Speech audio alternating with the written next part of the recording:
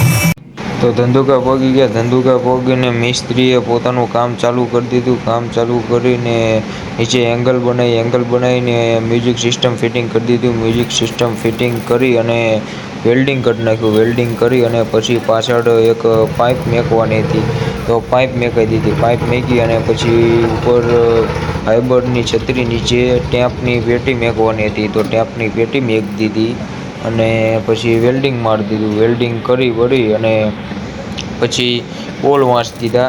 બોલ વાંસી અને પછી વેલ્ડિંગ અમુક જગ્યાએ બાકી રહી ગયું હતું તો વેલ્ડિંગ કરાવી નાખ્યું। વેલ્ડિંગ કરાવી પછી વાયરિંગ કરાવી નાખ્યું। વાયરિંગ કરાવી અને પછી જો એની લુક કેવું લાગે છે ટ્રેક્ટર। તો ચાલો બતાવો આગળ વિડીયોમાં કે કેવું પાયોનિયરનું મ્યુઝિક સિસ્ટમ।